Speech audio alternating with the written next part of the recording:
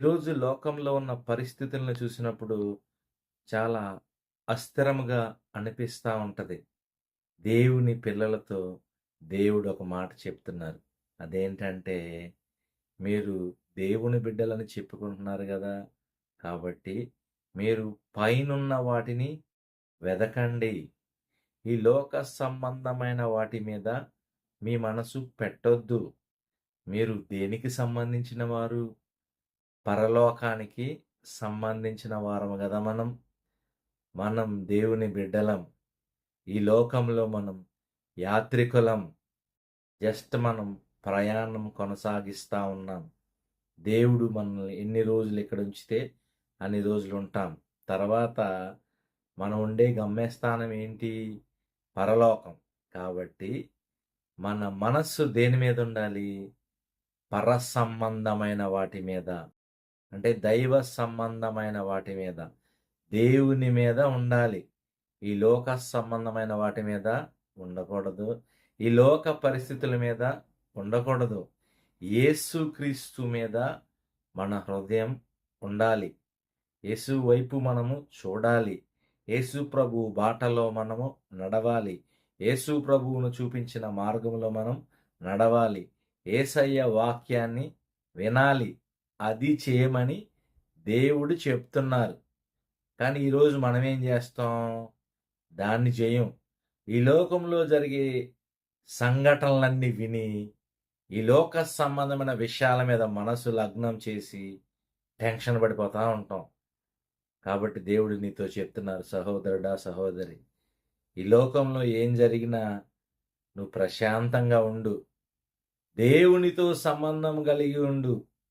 పరలోకంతో సంబంధం కలిగి ఉండు. భూ సంబంధమైన విషయాలను వదిలే. ఎంతకాలం ఇంకా భూ సంబంధమైన విషయాల మీద ఆలోచన చేస్తూ ఉంటావు? నీ మనస్సు వాక్యం మీద ఉండాలా, దేవుని మీద ఉండాలా. నీ హృదయంలో దేవుని వాక్యం ఉండాలా. నువ్వు దేవుని వైపు చూసినప్పుడు నువ్వు పరసంబంధమైన వాడిగా ఉంటావు.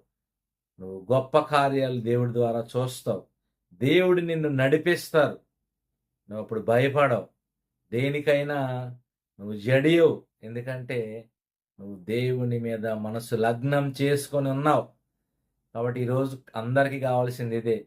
అందరం క్రైస్తవులమైన మనందరం, దేవుని బిడ్డలమైన మనందరం ఏం చేయాలి?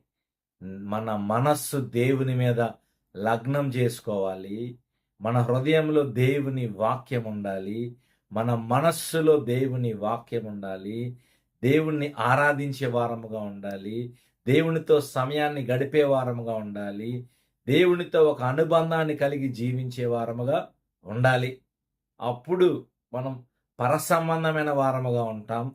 దైవ సంబంధమైన వారముగా ఉంటావు. దేవుని దర్శనాలను చూస్తావు. దేవుని మాటలు వింటావు. దేవుని కృపలో ముందుకు సాగుతావు. గొప్ప కార్యాలు దేవుడు నీ ద్వారా జరిగిస్తారు.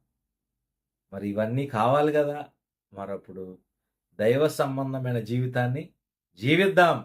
సహోదరుడా, సహోదరి, దేవుడు నీతోనే మాట్లాడుతున్నారు. దైవ సంబంధమైన జీవితాన్ని కలిగి జీవించినప్పుడు దేవుడు గొప్ప కార్యాలు మన జీవితాల్లో చేస్తారు. ఆయన దర్శనాలను మనం చూస్తాం. ఆయన ఆత్మచేత మనం నింపబడతాం. దేవుడి కృపలో ముందుకు సాగుతాం. అనేక మందికి ఉపయోగకరమైన పాత్రలుగా మనం ఉంటాం. దేవునికి స్తోత్రం. దేవుడి యొక్క వాక్యాన్ని దీవించి ఆశీర్వదించును గాక. ఆమేన్.